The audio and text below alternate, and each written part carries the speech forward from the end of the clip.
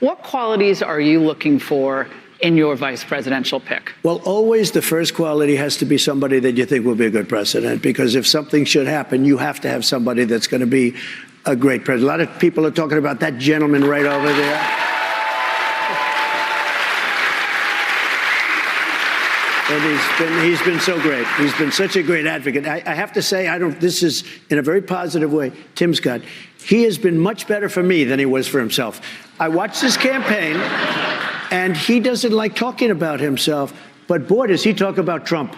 And I said, I called him. I said, Tim, you're better for me than you were for yourself. But he's fantastic, and he's a fantastic person.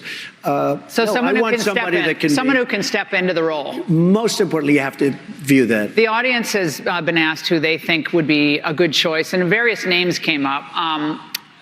One of them was, of course, Vivek Ramaswamy. He's made a big splash. Ron DeSantis, who's making an appearance today in South Carolina, we just found out. Obviously, Tim Scott, Byron Donalds, and a big presence here for Tulsi Gabbard.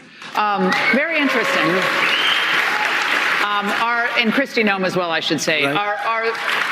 Are they all on your short list? And when can we expect that you will announce your choice? The one thing that always surprises me is that the VP choice has absolutely no impact. It's whoever the president is. It just seems.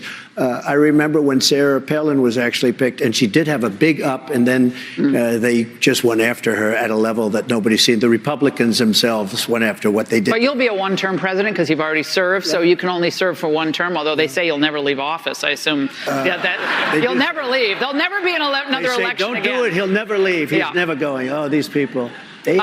So for that reason, it is important who you pick. So I think it's very important. But look, first is that, as we said, it has to do with whoever is, it's a very important position for that reason.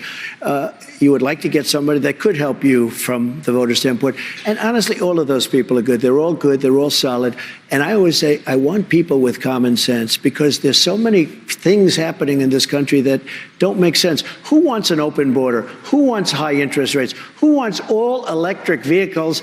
And they're fine, but you want to have choice. You want to go to combustion. You want to go to any hybrid. I think the hybrid are much better from that standpoint. But we were talking about faucets. We're talking about machine. We're talking about so much. It's all based on common sense. We want a strong military.